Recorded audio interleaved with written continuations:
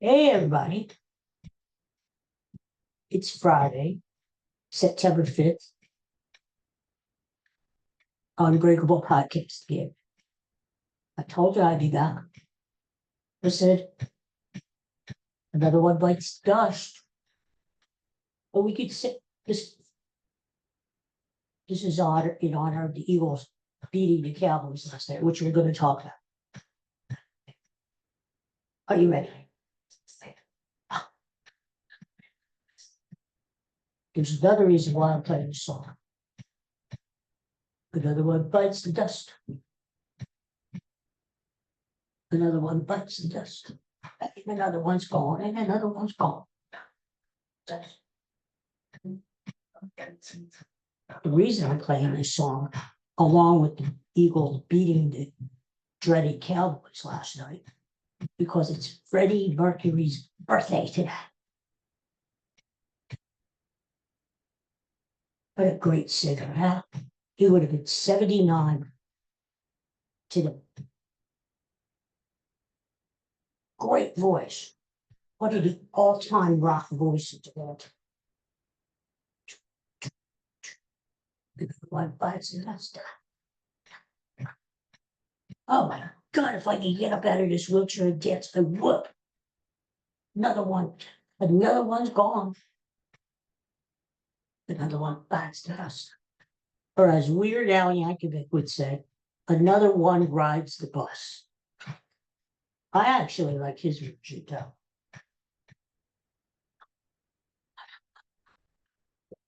But Freddie Mercury was such a great frontman, such a great performer, along with having that voice. He always had those teeth. Those teeth. I don't know how to describe them, but what a guy. And then, of course, the movie Bohemian Rhapsody was great. But they came along in the 70s. Nobody knew what to make of it because they had these very, that's unbelievable. I gotta see it dance.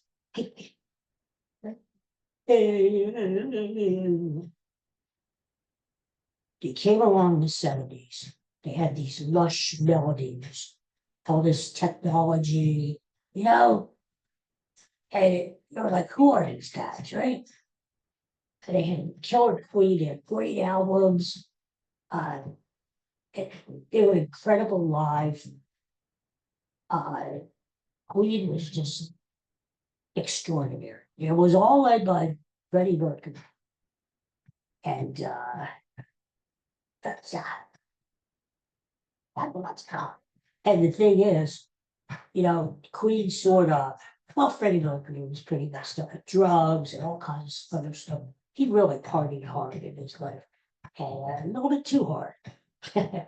And he just, he enjoyed life, and we all should, but he went over the edge too many times.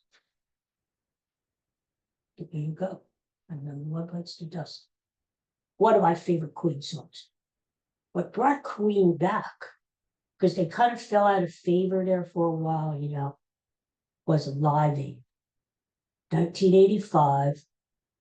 And they played in London, Wembley Stadium, maybe the most iconic 20 minutes of live rock. They played that set. I remember I watched that set live as it happened. And it was just mind blowing. Even if you didn't like Queen as a band, you just had to watch that. It was so mesmerizing. There's that iconic photo of Freddie Mercury standing on the stage in front of all those people. What was it, like 100,000 people in Wembley Stadium? And just a sea of people in front of him. Had that lone figure, Freddie Mercury, standing on the stage, commanding that crowd. He just had that London crowd in the palm of his hand. And he was just one of the all-time great frontman singers in rock history of all time. I put him right up there with Mick Jagger, other front guys of rock bands. But I can't say enough about him. So many singers now who weren't alive when Freddie Mercury was alive and singing.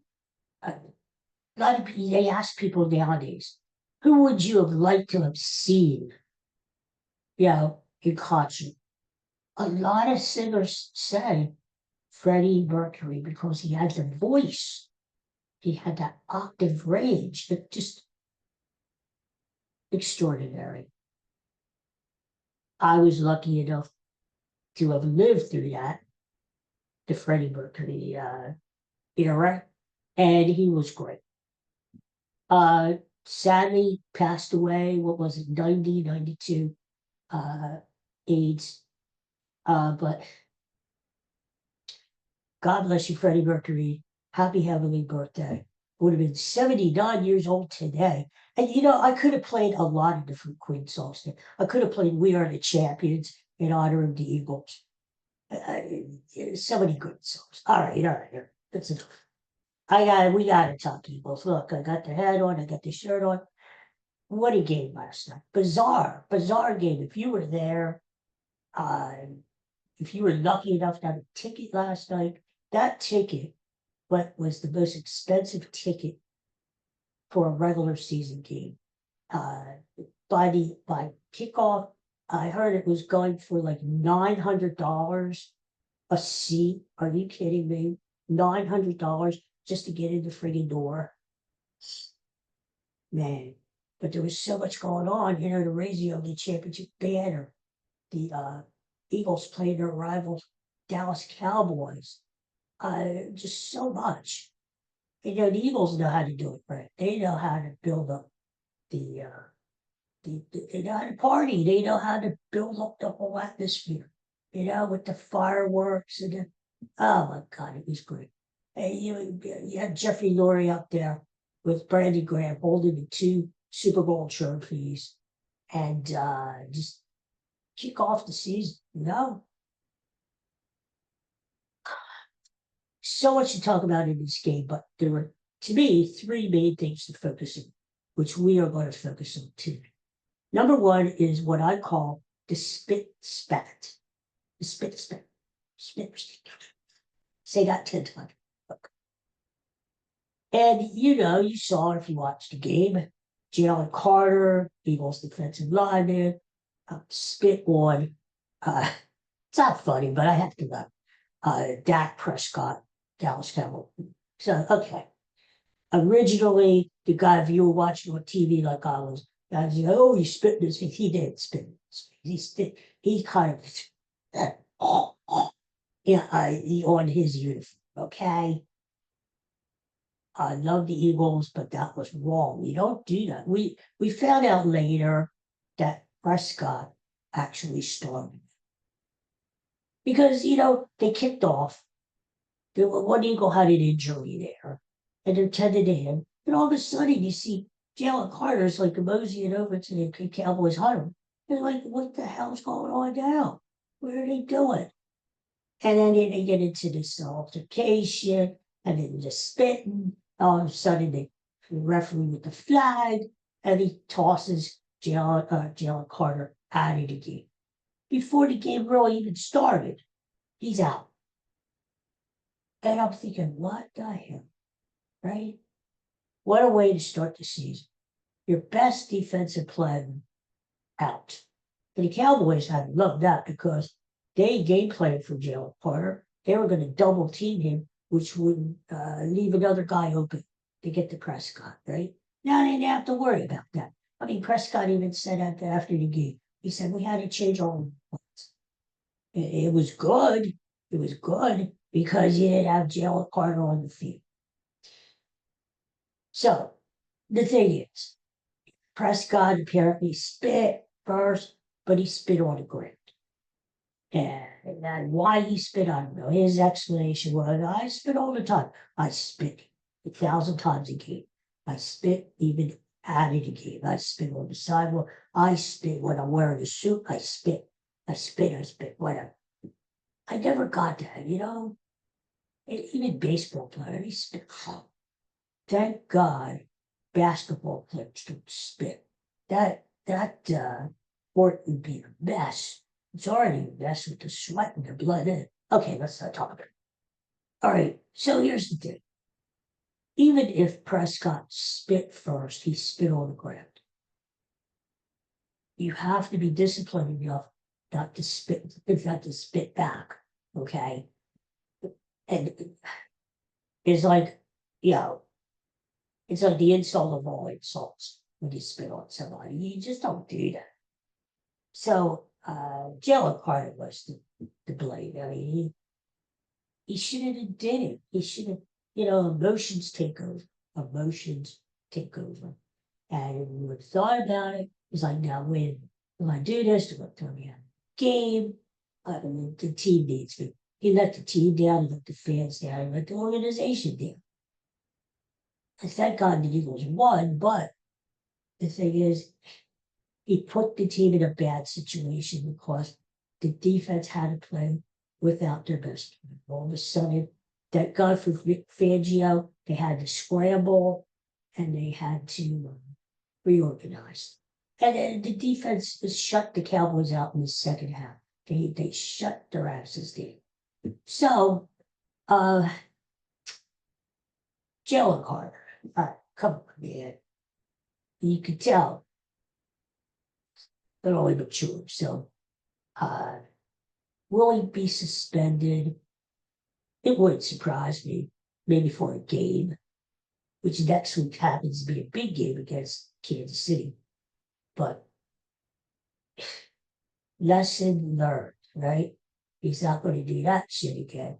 And the thing of it is, look at the game. The NFL is very focused. It looks like they're going to be very focused this season in stopping crap like that, stopping intimidation. Look how many penalties the Eagles got for taunting and, the hands to the face, that kind of stuff. You don't need to do that kind of stuff. Like Nolan Smith. Yeah, made a sack or a big tackle, and then he taunts the guy. You don't need to do that. If you celebrate with your own teammates, that's fine. But don't go over and taunt the opponent as much as he wants to, as much as I would want to, just taunt the freaking Cowboys, disgusting. But you can't do that. And the NFL looks like they are going to really, really crack down on that kind of behavior. So lesson learned.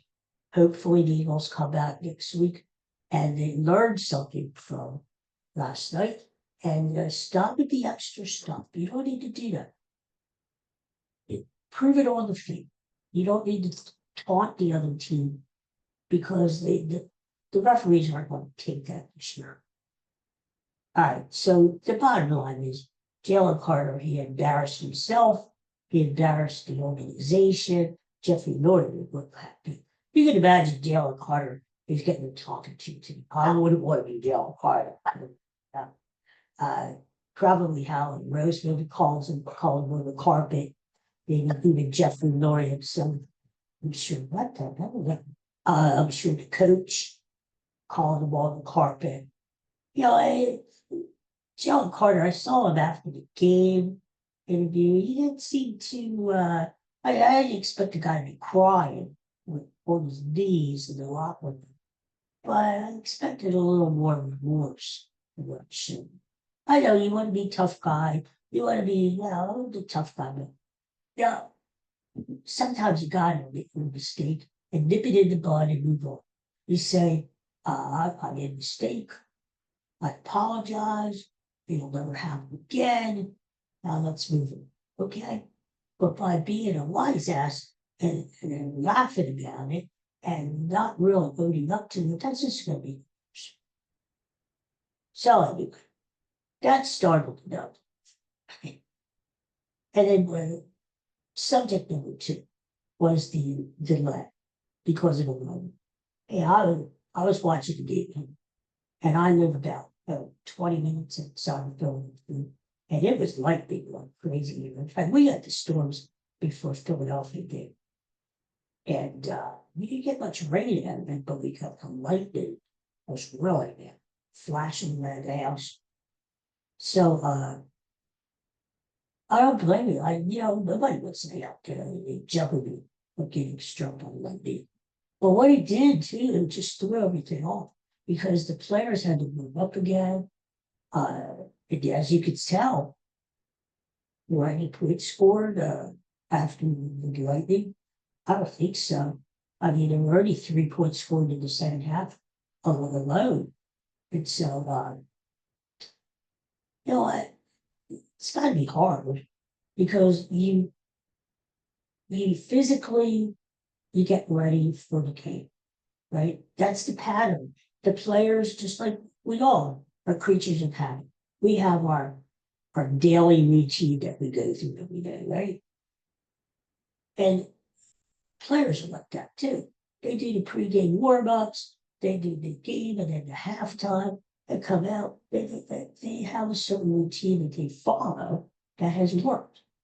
Now all of a sudden, everything has changed. 4 minutes to go in the third quarter, the game is suspended. It's halted because of the league. Players go back in the locker room. There's about an hour to, and I saw one guy, the cowboy, was going out looking for food.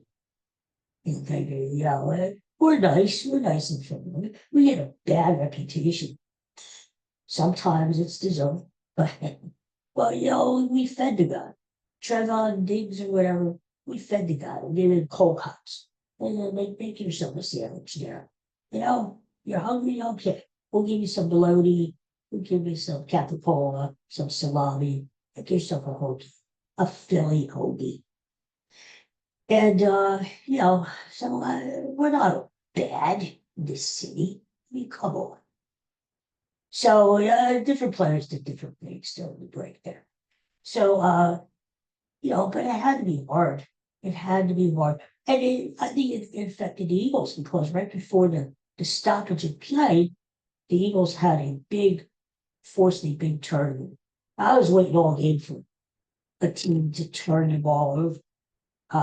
Luckily, the Eagles had 0 turnovers.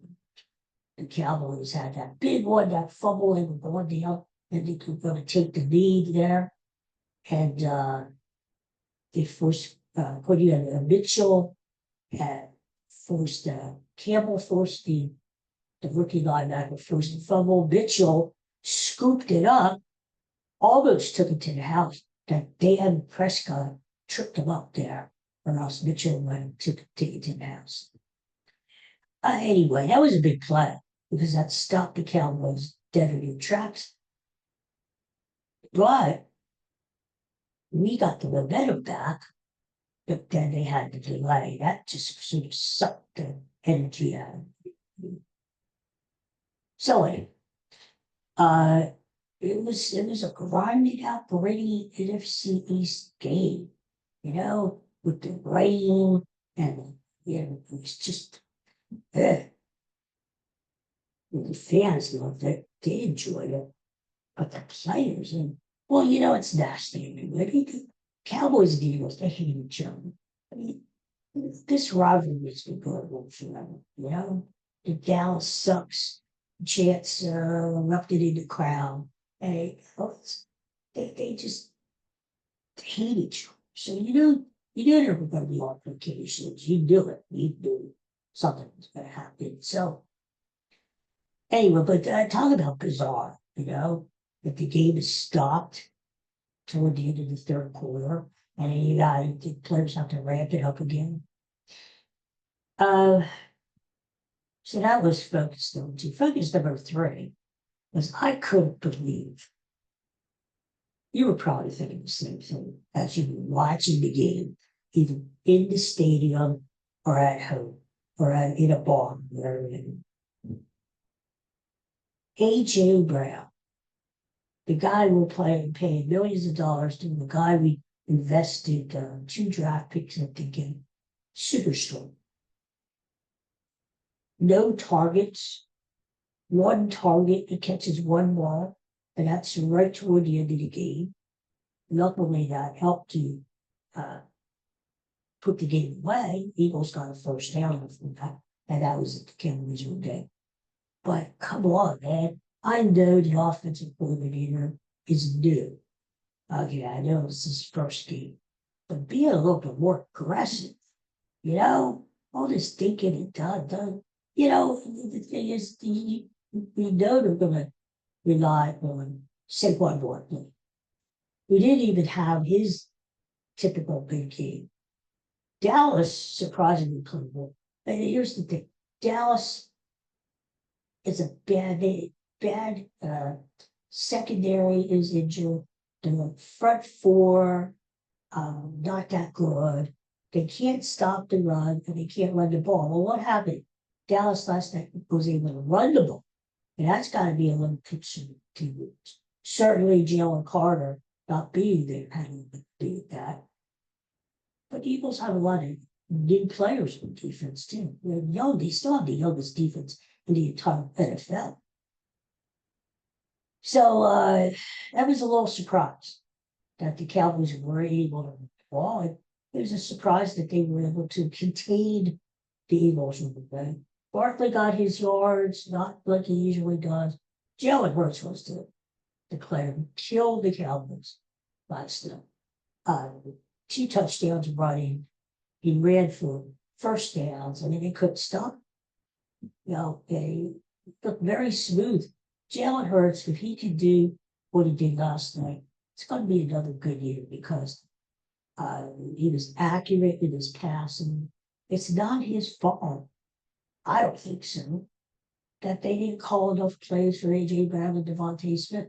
Devontae Smith had won a couple of blocks. But everything was dink and dunk short. Dink and dunk short.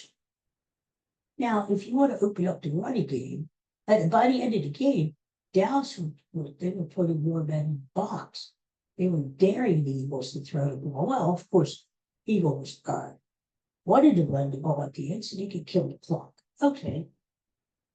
But by not stretching the field earlier in the game, number one, Eagles scored 24 points as it was without using A.J. Brown at all. Now, I get it, he contributed with key blocks during the game, especially for Saquon Barkley. I get that. But not to target him for even one pass until late in the game is stupid. This offensive coordinator, I hope he's not going to be this passive all season. He's got to be more aggressive. And I get it. You take what the defense gives you. And every defense is going to be different. Maybe next week they'll have a different game plan and they'll start out throwing the ball deep. And I bet you know what happens. This is my prediction. Every time A.J. Brown, I wouldn't even call it a bad game, because they didn't throw the ball.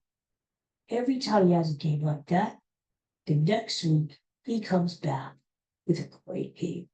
I would be surprised if A.J. Brown has over 100 yards receiving this week, maybe about 7-8 catches against Kansas City. That's just what the Eagles do. I have always been the proponent that A.J. Brown, they don't use him enough. Granted, I know the Eagles have a lot of weapons between Hurts and Barkley. Shipley looked pretty good last night. Dillon looked good. All the running backs. They have Dallas Scott, who caught quite a few, 7 balls last night. They have a lot of weapons. We're not even talking about Devontae Smith. But to me, the Eagles, for what they paid for A.J. Brown, they don't use him enough. This guy should be, instead of getting 1 target on him, he should be getting like 15 targets. Maybe he catches 10 out of the 15. If A.J. Brown is a home run hitter, every time he touches the ball, he could take it to the house. Either they throw the ball long to him, he could, he's tall, he's strong, he could fight for the ball. Then you throw it short, and A.J. Brown has blazing speed, he's strong, he could bring a tackle or two and take it to the house. And then what that does is, that opens up the running game. Because Dallas and other teams they can't put more extra men in the box because they have to fear AJ Brown and Devontae Smith going deep. So I don't know about this offensive movie. I'll give him some time, but he better be a little bit more aggressive. That's all I gotta say. Uh, I mean, at least come on. You have a game plan. You want to run the ball because yes, Dallas sucks. I get that, but to not even target AJ Brown, one of the best wide receivers in the NFL, to not even target him until late in the game, late in the fourth quarter, is criminal. I don't care. I don't care. I think Sirianni could make all kinds of excuses for this guy, but he's got to do better. Eagles scored 24 points. That was enough to win last night. But really, I thought the Eagles were at least going to get into the 30s. So, I mean, the Dallas defense is not that good. I just thought the Eagles left a lot on the table. And they should be more aggressive, especially early. You get Devontae Smith out there too. I mean, they hit that big play with Dotson, 51 yards. So it was there. That's my point. It was there. If Dotson could get open to make a great catch in the middle, it was there. Use AJ Brown. Damn it. And the thing is, you don't use him, he becomes this malcontent guy. He gets a little pouty. Starts to have an attitude. You don't want that. You want a happy AJ Brown. So he's not bitching and complaining in the locker room. He'll start reading a book again, like he did last year. So I just didn't like that. I didn't like the game plan. I mean, it just, I don't know, it just left me cold. Let's hope this guy does better next week against Kansas City because he's better. They're going into a hornet's nest. Now, Kansas City plays tonight. They're playing the Chargers down in Brazil, and we'll see how they do. But going into Kansas City next week, 4:25 game on Fox. Geez, do we have to listen to Tom Brady? Is he still doing the color? I know he bought into the ownership with the Raiders, but there's a little, really, he's the owner, one of the owners of the Raiders, and he could still do color. Just, I don't know, there's something not right there. Of course, the NFL, they're going to kiss Tom Brady's butt because it's Tom freaking Brady. So he's going to get whatever his butt. It's not going to be an easy game next week because Kansas City, they're out for revenge after getting their butts kicked in the Super Bowl. It's their home opener. And now we'll see what the line is next week, but we knew that it's not going to be an easy game. Every game this year is not going to be easy. Think about it. The Eagles are the Super Bowl champions. They were the hunted. All these teams, even the lower teams, like the Dallas, they're going to be hyped up to play the Eagles because you're playing the champs. We're playing the world champs and you want to knock them off. And I tell you what, Dallas almost did. Dallas, I would say, blew that game. They blew a chance to steal the game from the Eagles. Imagine if, God forbid, imagine if that would have happened with Dallas won this night. Oh, God. Not only is it an NFC East division game, but to say that they came into Philly and beat the Eagles on their home turf in the season opener would have been totally embarrassing. Can you imagine what would have been going on today? Oh, God, really, I don't feel it. Anyway, Eagles got played that. And I know it was just the opener. There's a lot of room to improve. Let's face facts. A lot of these players, the starters, haven't played in a game since the Super Bowl 7 months ago because they don't play the preseason anymore. The month of September is kind of like the preseason for these guys. So next week against Kansas City, same thing. Then they come home and play the Rams, which isn't going to be an easy game either. And then they go on the road to play Tampa Bay down in hot Florida. So not an easy month to start the season off. So let's think all the teams, not just the Eagles, all the teams will be a little sharper come October. But Eagles did enough to win. And one person who's going to go without acclamation today, who I think needs to be mentioned, is Jake Elliott, hitting a 58-yard field goal. Now, that was big because not only did it extend the Eagles' lead, but if he had missed that kick, 58 yards, they would have given Dallas great field position.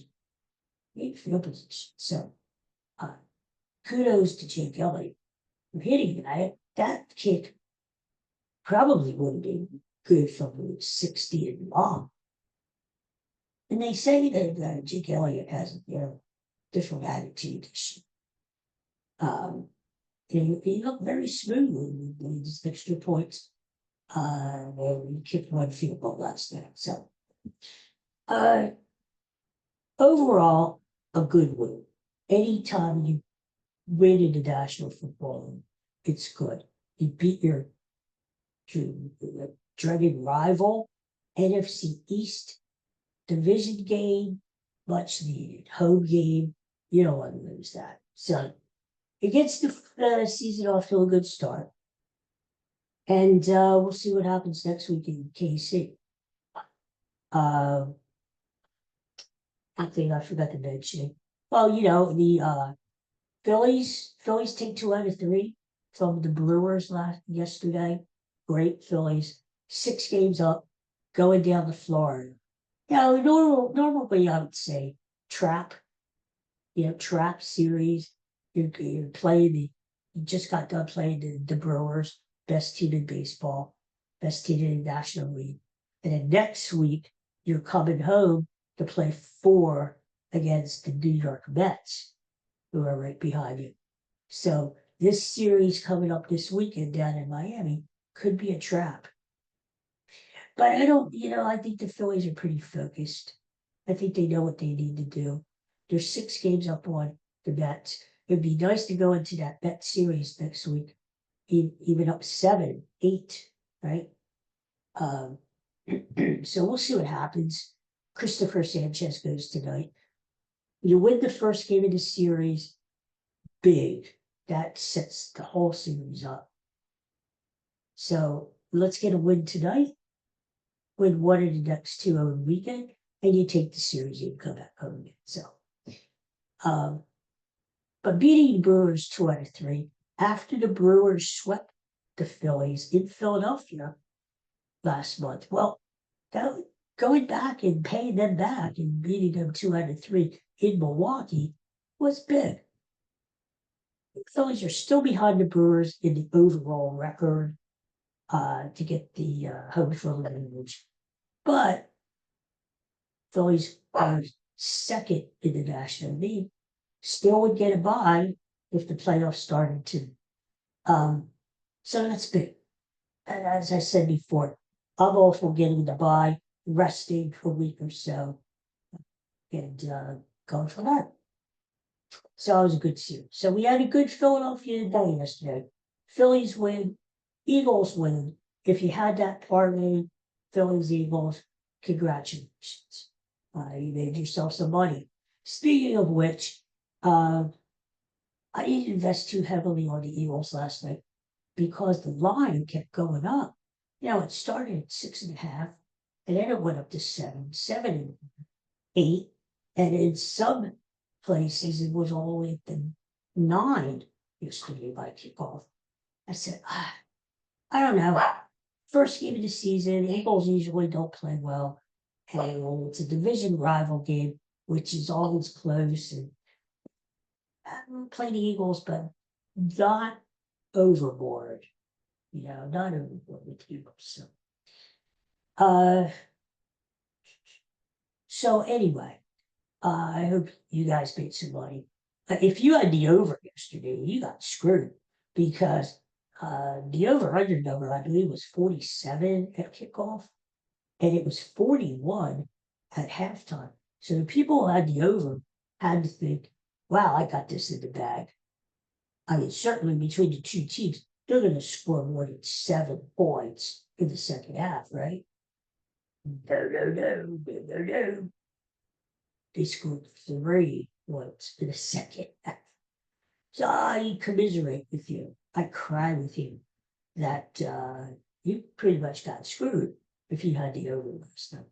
And if you had the Eagles, because I believe at kickoffs, the line was something like 8.5. Didn't get there. Eagles won by 4. So you got screwed too. So the Eagles really did. Even if you took the team total, which I believe was Eagles 27 and a half, you lost that too. So anyway, if you went all in on the Eagles, it wasn't a good thing financially.